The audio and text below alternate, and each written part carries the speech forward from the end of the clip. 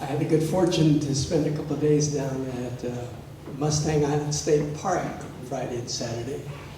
A bunch of my buddies who have RVs formed a campsite there in the parking lot, and we had picking circles going on till late at night. It was fun. Fun being on the coast, but the best part was when I got there and parked and walked across the dunes out to the sea for that sight for the first time, just seeing that expanse and hearing the waves and feeling the breeze. And it happened to be close to sunset when I arrived there, and not many people, and it's just this beautiful expanse of the Gulf Coast, you know. And just feeling all of that, feeling like I was home, which in a very real sense I was. We all came, each and every one human being has evolved from, they say, a sea slug that emerged from the sea about 500 million years ago. 534 million years ago is the earliest sign of the human DNA they can find so far. But this notion that being there just made me feel open and present and at home. And I've got to tell you, for me personally, that's a lot like what it feels like now here in this room.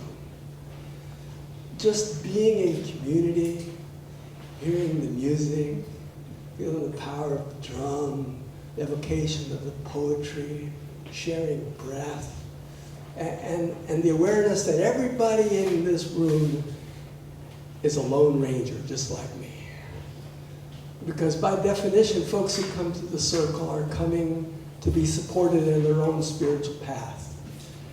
From the very first celebration of Circle was set up as a space not to teach one particular way of approaching God, or even teaching what God or the goddess could be or would be, but sharing possibilities and inviting each person to deepen their own spiritual walk in tune with their own understanding of what they heard and saw and shared in the circle, where we've had Buddhist teachers and Native American teachers and Christian teachers, and more than a few poets and artists sharing their paths, but more than that, creating a space, hopefully, where each felt welcome to deepen their own experience of her own walk with spirit, with her own understanding of higher power, fed by the richness of music and poetry and the invocation of sacred space together, of ritual space, in which we open into the mystery of it all.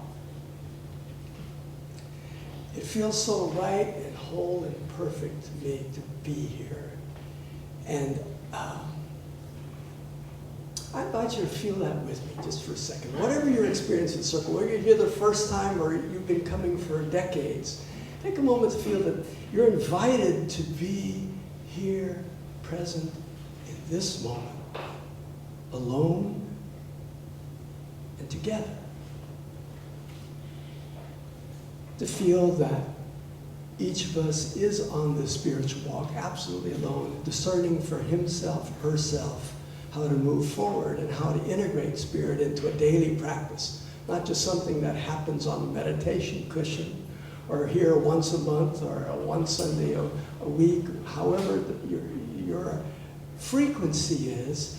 In this moment, we are called to the brand newness of the experience of spirit moving through us as individuals and as a community of people who have gathered together to face into the great mystery. As the wonderful American poet said, Robert Frost said, "We sit in the circle and suppose the mystery sits in the center and knows." And so somehow, at some level, we're all asked to face into the campfire together and see the flames roaring in the living fire that is life and is calling us into the present moment. Not that that's better or worse than what's happening in the Presbyterian church down that block, or the Lutheran church over there, or the Catholic church over there, the Jewish synagogue just over the hill. much less the Native Americans who are gathering in Woodland Park. Each has his own way, her way of approaching the Spirit. But here in the celebration circle, we're gathered to say, the right way is the way that you're finding for yourself, and we support you in it. Oh, and here are some resources. Here are some teachings from the Buddhists. And here are some teachings from our pagans, brothers and sisters. And here are some teachings from the Jewish tradition. And here's a Sufi teaching. How does that strike you? It's not better or worse than anybody else's spiritual path, but it is a spiritual path that I love sharing with those of us who are coming with open-ended questions to the moment of, and how can I be today? How can I deal with the traffic jam and shaving myself, cutting myself while shaving and having the boss yell at me and still say, oh no, this is a pretty good day.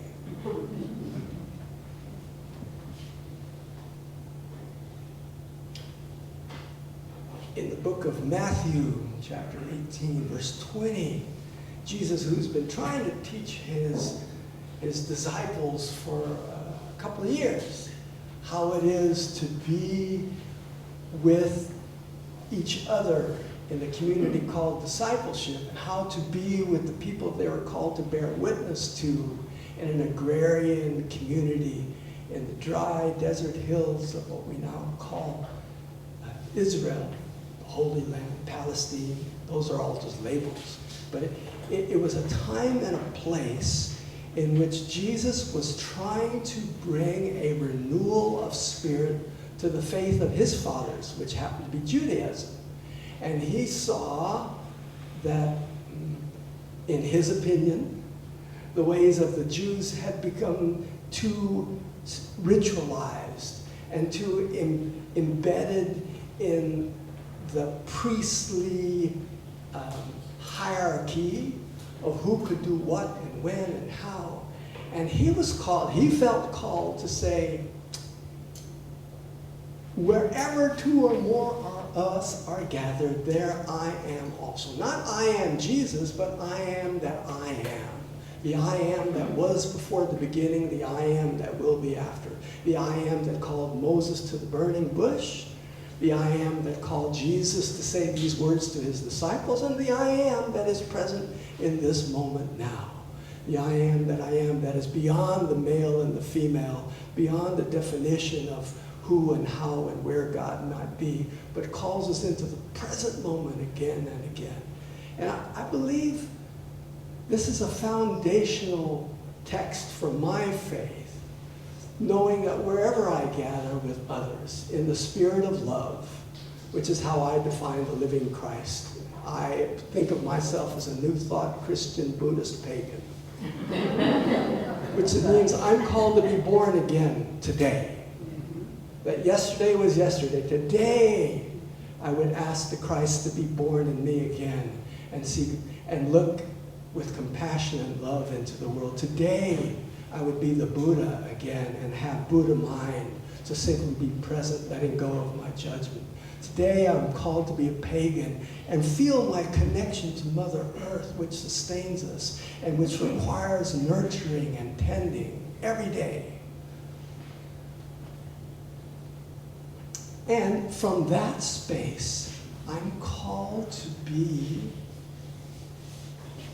here in the center of the mystery, which is why I love the four directions so much. It's why I love calling out the four. I do this most mornings at my house. As soon as possible, I go out and face the rising sun, hopefully before sunset, sunrise most days, but whatever time. When I get outside, I take a moment to do what we're about to do again. What we did earlier, but I'm gonna take some time to call us into the four directions more fully, to see it beyond just the ritual we do and into an invocation of what is wanting to emerge, not just through me and through Michael Wade and Dan Klein, not just through Zed and Alexis and you out there in Facebook land, but in the collective of those of us who have gathered where two or more are, just to affirm our faith together. Each of us could have stayed home and worshipped at our own altar, or read our own Deepak Chopra, or our Pema Chodron, or the Bible, or whatever we read for inspiration at home. But we come together because there is strength in that.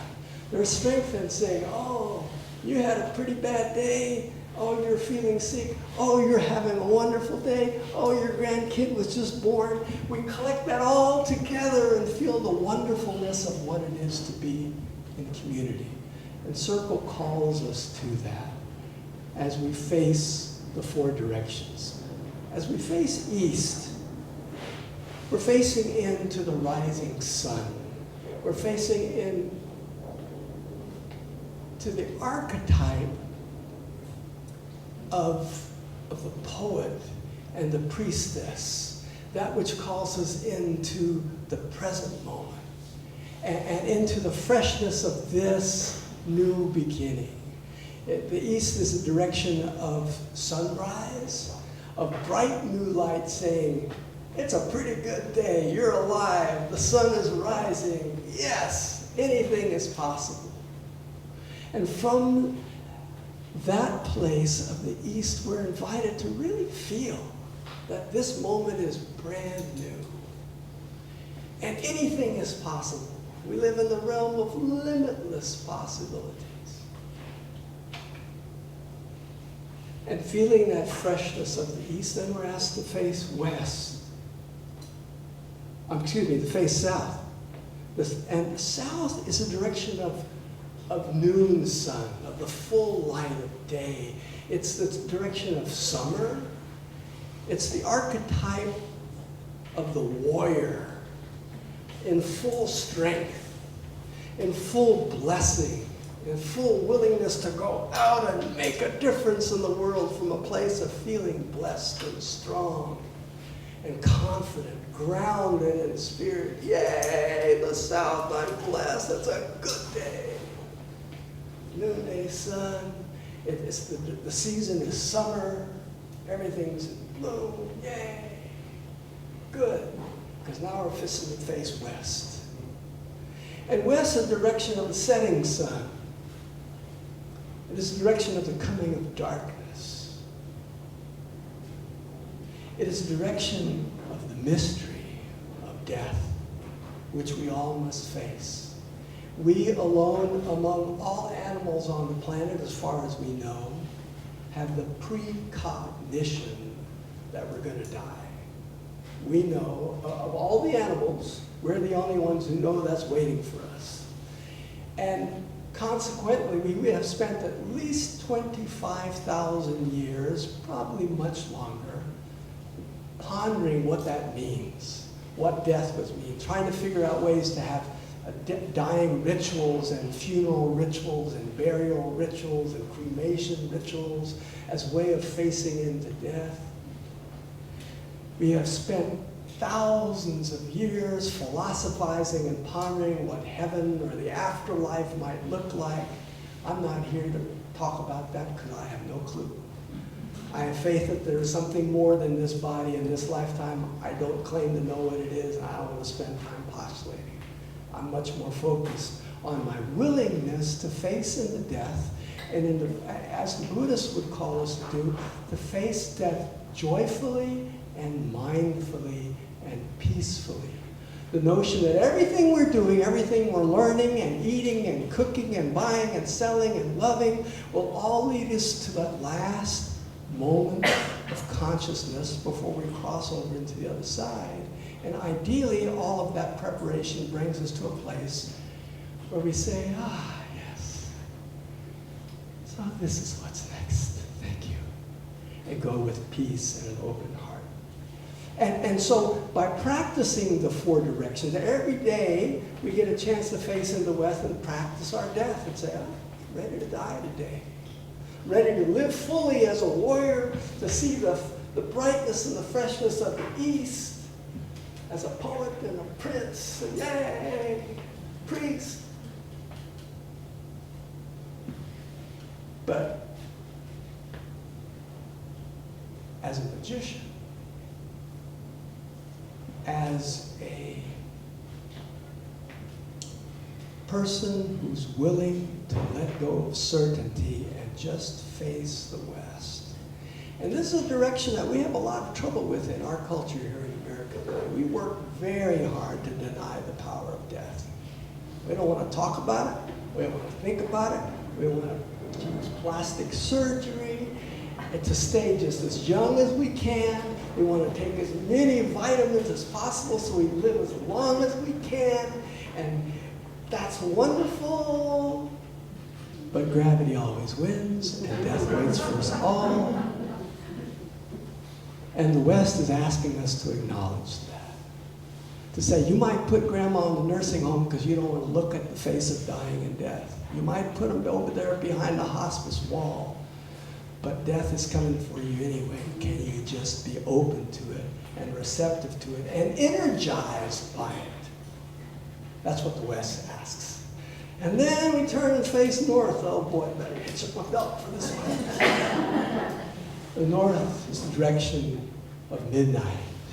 It's a direction of winter. It's a direction of the darkness and the challenge that we each must face. There is no getting around it. Each and every one of us has challenges. And we like to think we're the only one who's having a tough day or dealing with disease. And when we get into our pity party, it's easy to think everybody else in the world is having fun, having a great day, and I'm the one who's left here with a struggle. But the North says, no. You're facing challenges, whether you want to think about it or not. There is a challenge in your life facing you. And those of us who are in the recovery process know that a lot of life is spent in denying that challenge and just and covering it over with the addictive substance or behavior of choice. And again, in our culture, we really work hard at deserving a good time all the time. Thinking that it's always about having more fun, and if you're not having more fun, just buy something that makes you feel better, and then you'll have more fun. But the North says, no, wait, there's suffering. Not just in your life, but suffering and challenge all around us. The climate change is begging us to face North consciously. Our brothers and sisters who are dying in the Ukraine, but also in El Salvador and in Guatemala, and also on the west side of San Antonio, and on the north side of San Antonio. And Alamo Heights, there's lots of suffering too. All around us there's suffering. And we're invited to feel that suffering as part of the challenge of what is the human, with our hearts wide open, to feel all of it. The freshness, the richness, the blessing, the mystery, the challenge, all of it is present right now. And it's hard to bear it alone. So we're called in the community to bear it alone together. Breathe into that with me, would you?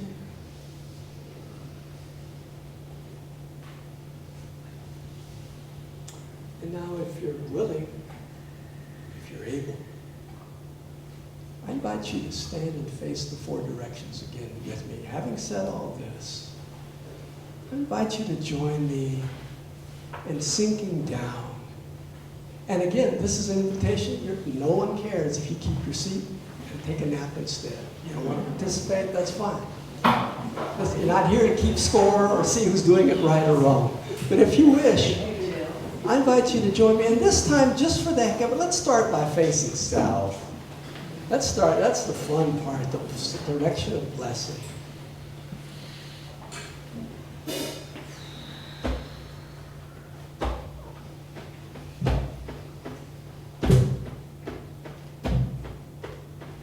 Feel the rhythm of life moving through us, as us. Taking a breath and feeling gratitude for the blessing of your life. Take a moment to listen. Start with just one thing. If you can only find one thing, okay, but I bet you can find the second and third and fourth. Feel what it is to be healthy enough to be here. Whatever elements you may have, you're here and you're standing, you're sitting, you're awake. Feel Feel the blessing of having enough to eat today in a world where 1 billion people will not have enough to eat today. You've had breakfast or consciously skipped it because you're saving room for lunch. Feel the power of being present, feeling blessed, and the blessing of knowing you are blessed.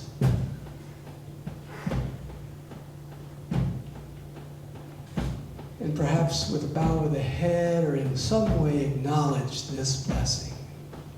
A word of thanks, a prayer.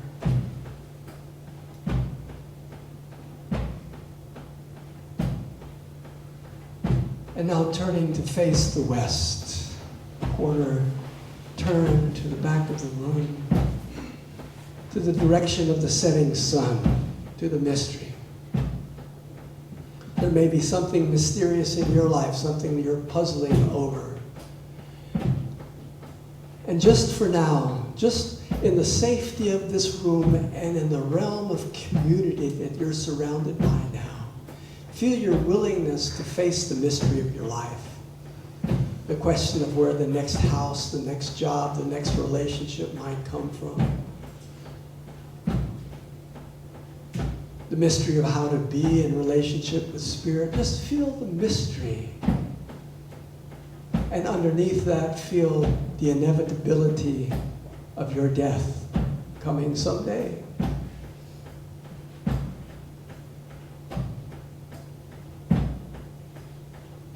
Breathe into that mystery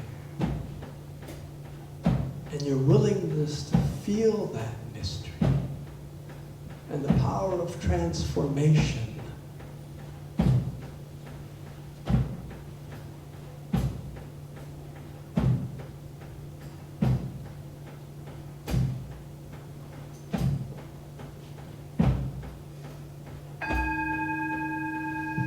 Lift it up with a prayer of thanksgiving for the west, and then turn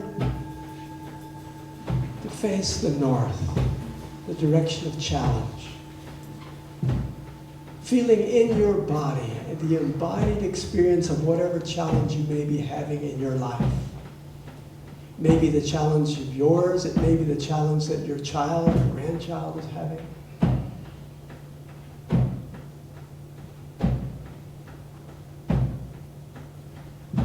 Feel your willingness to face the challenge in your life, knowing that you aren't facing it alone, that there are others in this room, in this community, and people of faith throughout the planet, standing, facing with you. And now feel your willingness to feel the challenge that's larger, the societal challenge of climate change and political divisiveness and worldwide hunger. Feel that that's all suffering and challenge, and that you have room for it, to take it in without taking it as burden, because you are taking it in community. You are taking it in companionship with the spirit of your understanding. Breathe it in. Surrender it. Let go. And now turning to face the east, the direction of the rising sun, of spring, of renewal and new life. Feel the freshness of it all in your lived experience here, now, in this room, surrounded by these loving hearts and open minds. Surrounded by all of creation, nurturing you, fostering your willingness to be fresh and new in this moment.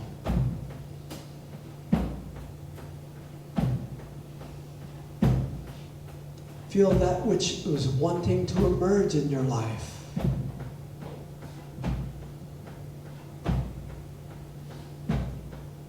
Feel what is wanting to emerge in the larger society to help deal with the climate change and the hunger and the suffering and the violence and the mystery. Feel that the newness coming collectively from a million minds throughout the planet, focused on newness and possibility. In enhance the possibility of solutions arising. Offer it up with gratitude, a prayer of thanksgiving, the direction of the east, the lover, the spring. And now turn to the center of the room, the center of your being, to the realm of spirit that calls us into the place beyond words.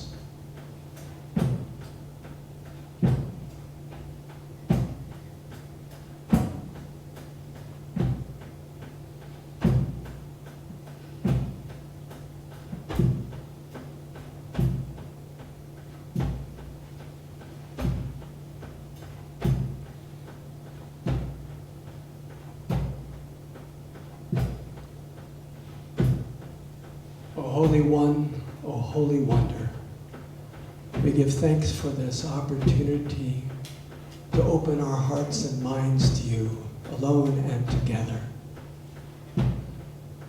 May this sacred ritual of the four directions, may this willingness to be present with our joys and our sorrows, our faith and our confusion,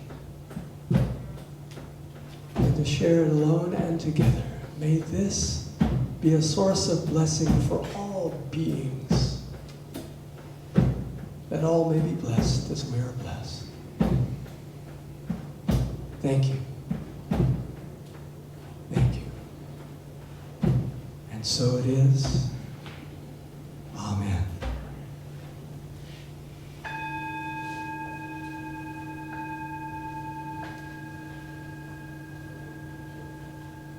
Thank you.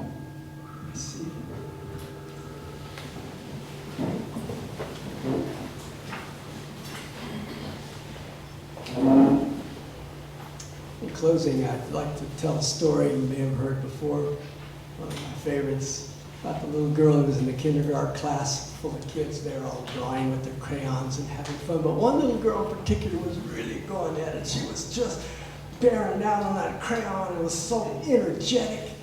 And the teacher came up to her and said, "Oh, Susie, that's such a wonderful drawing. You're so energized. What is it you're drawing?" She said, "I'm drawing God." And the teacher said, "Well, that's wonderful, but nobody knows what God looks like." She looked up at her and said, "They will when I'm finished with my drawing." I believe that spirit life is calling each one of us to draw our understanding of God at our work, with our families, in the store, with each other in this sacred place we call the Celebration Circle community. Let's each get busy with our crayons. That's my story, and I'm sticking to it.